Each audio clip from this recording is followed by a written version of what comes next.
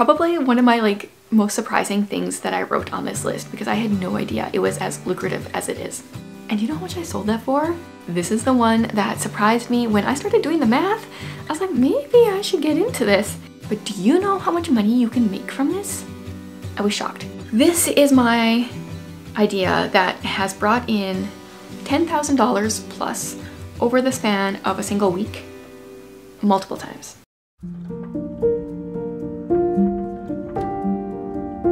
Hey guys, today I wanted to do a video sharing a bunch of different ways that you can make money as a stay-at-home mom.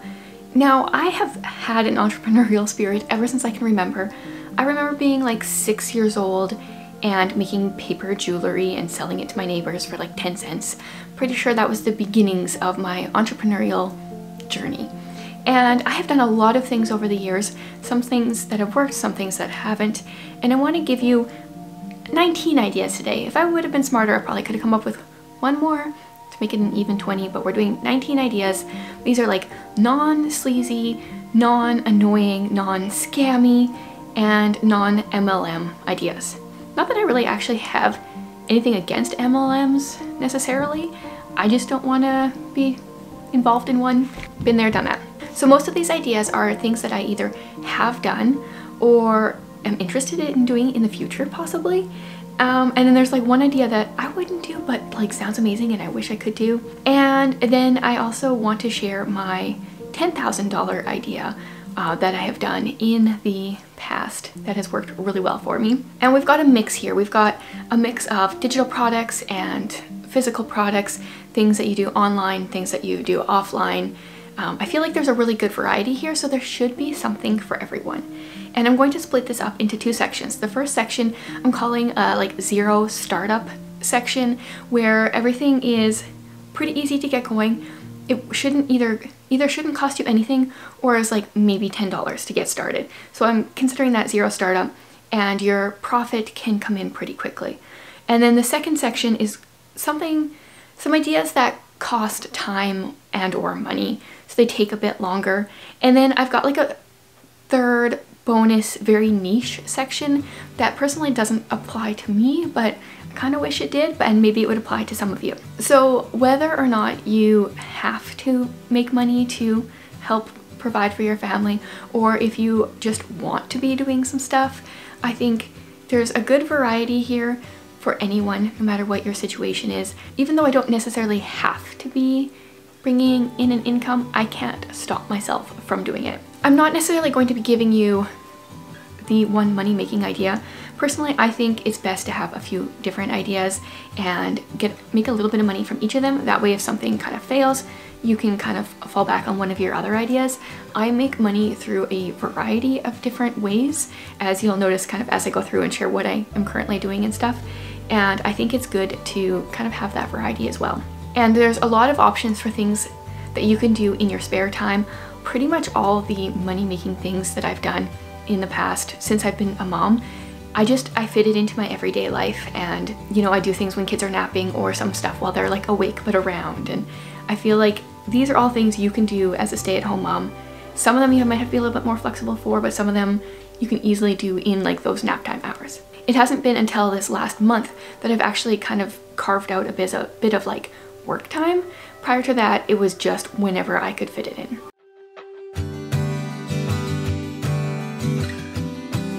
Okay, let's get started into section one, the zero startup / maybe up to $10 startup. There are 12 ideas in this section. Okay, the first thing is to babysit. I mean, if you're already at home with your kids, what is another kid or another 2 kids? I think this is a really good option for stay-at-home moms, and something a lot of people start with. It's oddly something I've never done, nor necessarily really been that interested in. But then I also want to give like a sub idea to this, and that is to potentially get certified or qualified, whatever it is in your area, to babysit foster kids.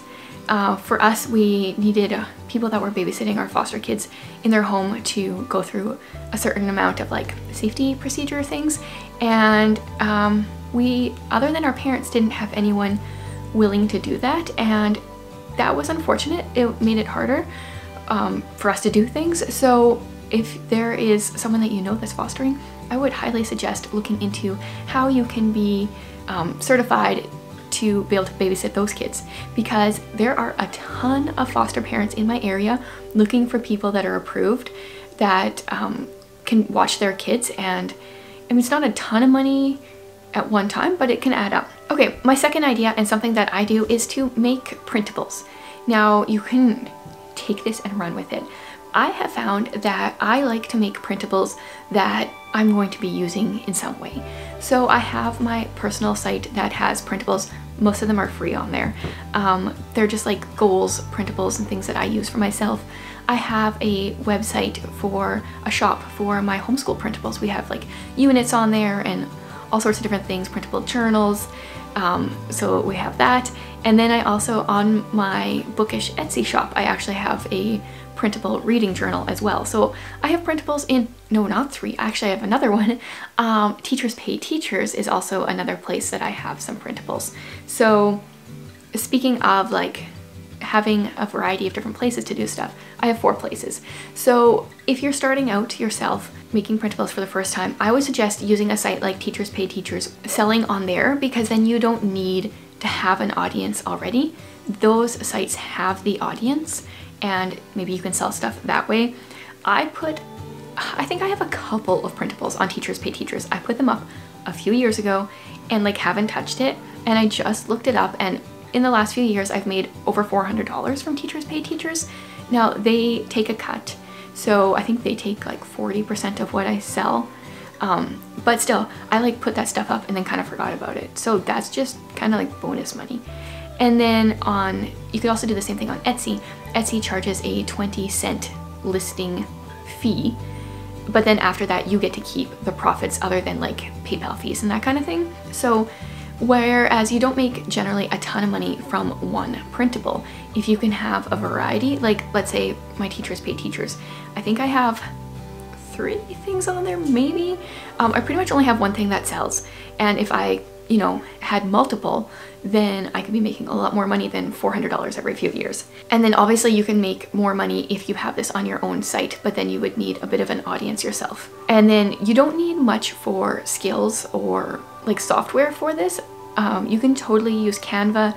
You can use their free version. You can buy some of their icons and graphics and stuff like that as you go. Okay, number 3 is to redo furniture. This is something that I did for about a year or 2, and it was mostly started just because I was having a lot of fun doing it, and I was making stuff for my house, and then I wanted to keep going, so then I sold some stuff.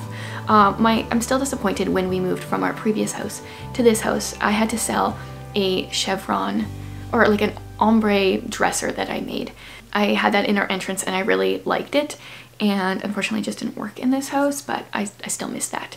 My favorite item of furniture that I redid is a ladder. So I found this old wooden ladder at a garage sale for $2. It had like a variety of paint stains and stuff on it, like little bits of paint, and I think I just stained it with some stain that I already had. So my total cost was $2 plus a little bit of stain I had. And you know how much I sold that for? I kind of feel bad saying this, but I sold that for $100. That's a $98 profit for just something that I stained. Yeah, so that was one of my like favorite furniture redos, but I did quite a few for about a year. Number 4 is affiliate marketing. And I feel like there's a lot of like misconceptions on what this is. A lot of people have this influencer idea that you have to have this like huge Instagram account, and people are really shady and promoting things that they don't actually like. And there definitely are people online that are doing that, but you can be an affiliate marketer even just as a mom.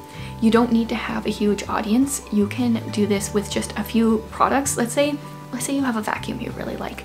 You could get approved by Amazon for their affiliate marketing. It's called Amazon Associates, and you just share the link to some friends that you have, and then every time they purchase, you get a portion of that sale. I make a few $100s a month through Amazon, but most of that is from books, and books are not very expensive, so I get a very small portion of that. But if you're sharing things like vacuums or things that are more expensive, maybe some of your kitchen appliances, your percentage is going to end up being a larger chunk of money. So Whereas you can do this stuff on Instagram and on Facebook and stuff. You don't have to have a huge audience for it. You could also be an affiliate for something like Kiwi Crate. Let's say you are homeschooling and you like Kiwi Crate. They have an affiliate marketing, an affiliate program for their product, and you can get a portion of each sale that you refer. Okay, number 5. This is the one that surprised me when I started doing the math. I was like, maybe I should get into this. And that is dog walking. Unfortunately, I'm more of a cat person than a dog person. But do you know how much money you can make from this? I was shocked. So I searched in my area, and there is a website, someone that does dog walking in my area, and they charge $20 for half an hour of walking a dog. That's one dog. So what if you could get 2 dogs? All of a sudden you're making $40 for half an hour of walking. There is a guy that I see walking fairly often, and I'm pretty sure he is a dog walker. He has 6 dogs, and if he's making $20 for each of those dogs for half an hour, he's making $120 for half an hour. And if your city is like mine at all, there are a ton of dogs and a lot of people working during the day that want their dogs walked. If I like dogs more, I would really seriously consider this. I think this is probably one of my most surprising things that I wrote on this list, because I had no idea it was as lucrative as it is.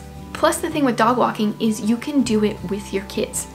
You know, let's say you have kids that are like around my kids' age, around 10-ish, they could each have a dog too. If I had both my kids having dogs and I had a couple dogs, we could be making some good money. But even if your kids are younger and they're in the stroller, you could just be pushing them along while you walk the dogs. So it's not something, well, it's something outside of the house. It's not something that you have to do without the kids. Okay, number 6 is to sell merch. And I purposely wore my book stack sweater because this is one of my items of merch that I sell. So personally, I have set up an Etsy shop where I sell shirts and tote bags and mugs, and I think that's all right now. I'm in the process of making a bunch more things. And so I sell these on Etsy, and minus the 20-cent cost that it takes me to put it onto Etsy, there's actually no cost involved.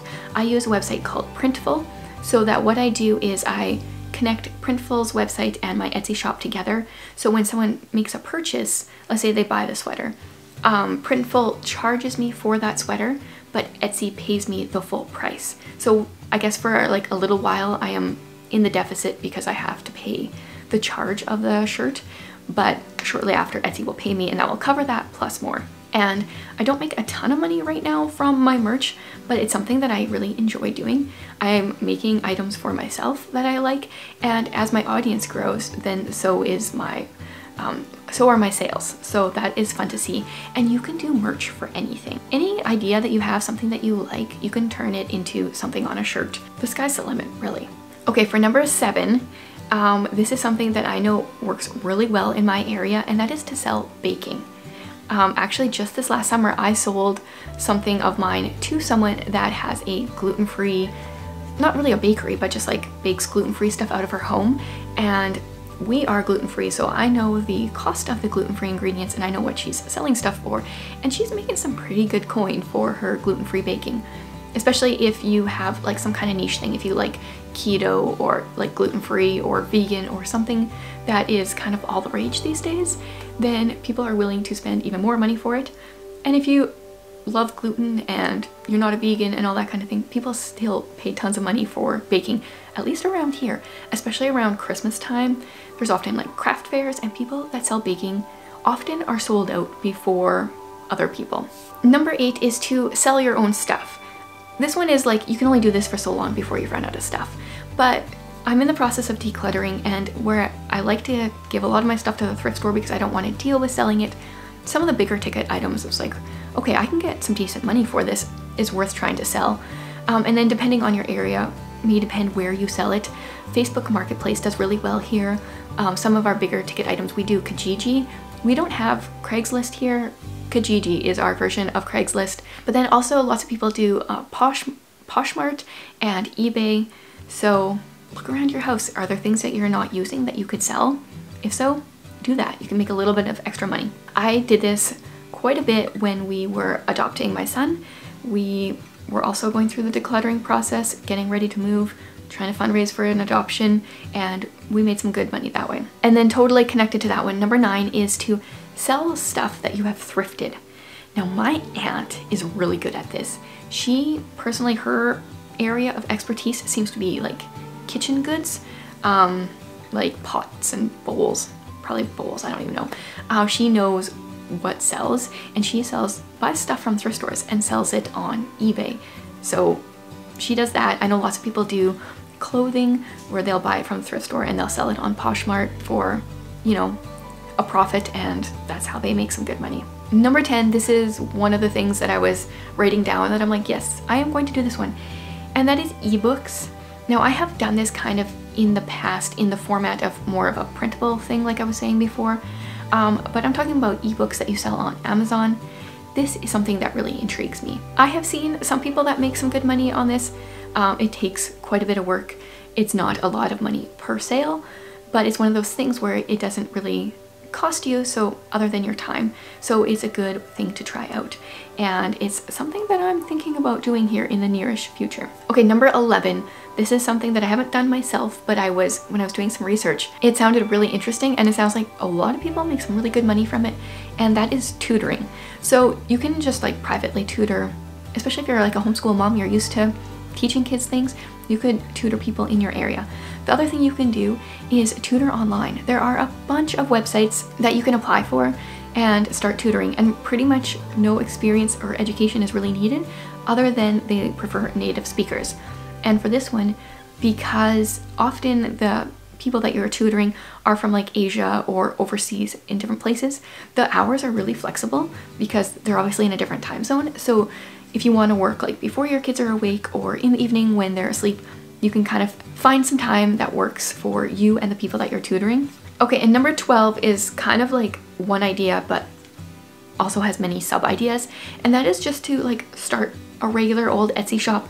I know I've mentioned Etsy in a few other things here, but I'm talking about like making things that, or selling things that you have like physically made, like maybe you're into knitting or making jewelry or sewing or home decor or kids accessories. There's so many different ideas. Or even you could go kind of more on the digital side and do photography presets. That's another thing that I'm thinking of starting. Here's the problem. When you become a serial entrepreneur, you want to start all the things. So that is all for my like 0 startup ideas. And then now we're going to go into the ones that cost more time and or money, but also often have more of a payout.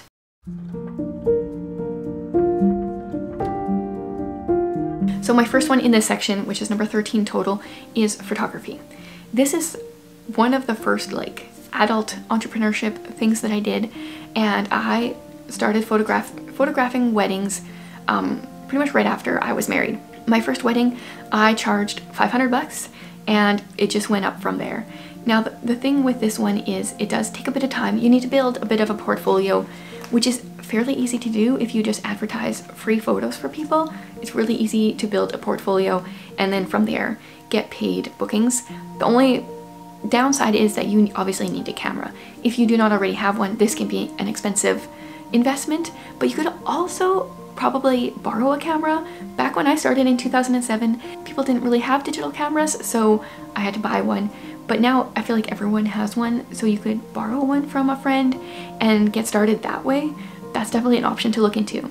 You can also rent cameras, but I feel like that is so pricey that you're better off either seeing if you can borrow one or just spending the money to invest in a camera yourself. And there are tons of different ways to learn how to use your camera properly.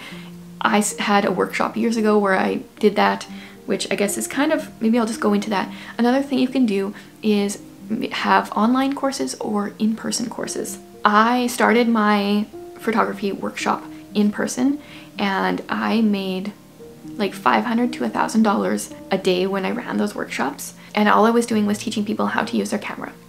And then I took that course and I made it into an online course, and I charged a little bit less for the workshop, but I also didn't have to be there all the time.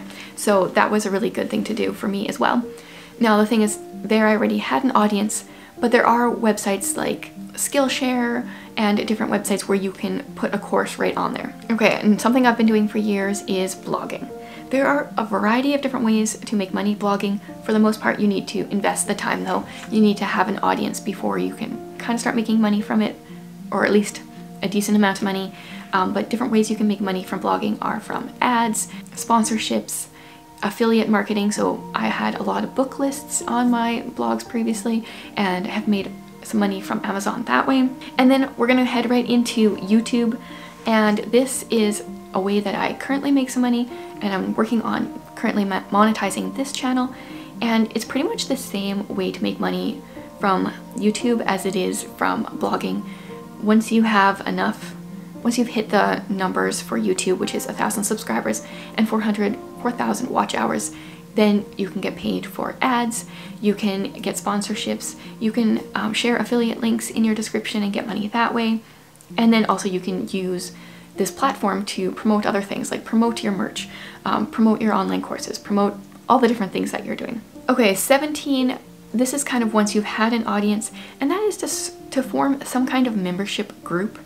So depending what your area of interest is, maybe you could just be a support to people in a stage of life that you are going through or previously have gone through. I actually remember listening to, I think it was a podcast a long time ago, and the person, their membership site was for some kind of physical illness that the person, the creator of the membership, went through. And it was like a fairly rare kind of illness, but obviously not rare enough that she couldn't make any money from it. But it was a place where women could go and find support for the struggles that they had been going through. I really like the idea of a membership group, especially when it is so niche like that. And I kind of do this, I guess. I have a Patreon group, which is kind of like a membership, I guess, for my booktube channel, and I have a bunch of people on there that support me by being a member, but then I also can encourage their reading, and we have a lot of fun together that way. Okay, 18. This is my idea that has brought in $10,000 plus over the span of a single week, multiple times. Unfortunately, at this point now, the market that I started this in has been saturated. We were kind of like one of the first people to be doing this, and since then, that particular market, I feel like everyone and their dog is doing it, so I wouldn't do that in that market anymore. Anyway, the idea is bundles. So what I did, I started this a number of years ago. I had a bunch of products that I had made, like printables, in the homeschool world, and I contacted a bunch of other homeschoolers, and we put all our products together and sold them as a bundle for a really cheap price. So we would have like a few $100s worth of products in the bundle for a $25 value. And then because I was the person in charge, everyone that sold the product got like 60% of the sales, and then I got the other 40. Plus I was also trying to sell to my audience, so then those times I got the 100% of the sales. And multiple times during the 1 week that the sale was live, I made $10,000 or more. Now, that is not really, it's not like I made $10,000 in a week, because there was a lot of back-end work. There was the setting up of the website, getting the people involved, you know, hassling people to send me their products. There was a lot of back-end stuff, customer service during the week, etc. But it was pretty easy money. Now, like I said, I feel like the homeschool market is saturated as far as homeschool bundles go. Ever since I ran my last one, I feel like everyone's doing it. But that's not to say that it can't be done in other areas. It's something I consider exploring sometimes. I still have my website. It's called Intentional Bundles. For that, I just haven't ran anything for a while, so it's still an idea percolating there. I might do it again. Maybe you could try it for an area that you would be interested in.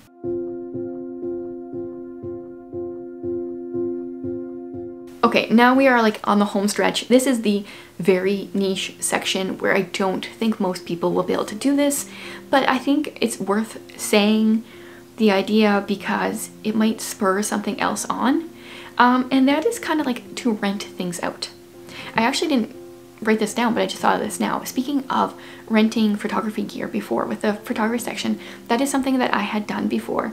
I'm a bit of a gearhead and had previously acquired quite a bit of photography equipment, and I did rent it out a little bit here and there. So that's an idea. So rent something out that you own, possibly a camera. Originally I was thinking bigger, so recently on Instagram I saw people talking about renting out their RV when they're not using it, or some people have 2 RVs. I don't even have one RV, and they live in one and they rent out the other or something like that. But you can also rent out your house, like do an Airbnb thing, which can be difficult if you're living in your house, but maybe if you're going on vacation, you could also rent out your house. And I know in some cities you can also rent out your car. Now, where I live, everyone has a vehicle, so that's not really something applicable here, but it might be where you live. And then just look around. What is something that you own that is fairly costly that people don't want to necessarily buy that you could rent out? Maybe like a snowblower, I'm thinking because we have so much snow right now. Just look around you. What are some expensive things you own that you can maybe rent out that would be worth it for you guys? Okay, so if I counted correctly, I think that was 19 different ideas. I'm sorry this video has gotten so long, but I love talking about entrepreneurship stuff. It's been in my blood ever since, like I said, I was like 6 years old, selling those paper little bracelets, and I don't even know what I was selling. Thankfully, my neighbors were friendly and spent the 10 cents to buy these junky little pieces of paper, and it has spurred all of this. If you have more ideas on different ways people can make money from home, leave them in the comments. I love talking this kind of stuff. I don't feel like it's something that a lot of people I know in person are interested in, so it's fun to be able to have an outlet to share this. And maybe I'll do some like follow-up videos on a similar topic soon. Thanks for watching, guys.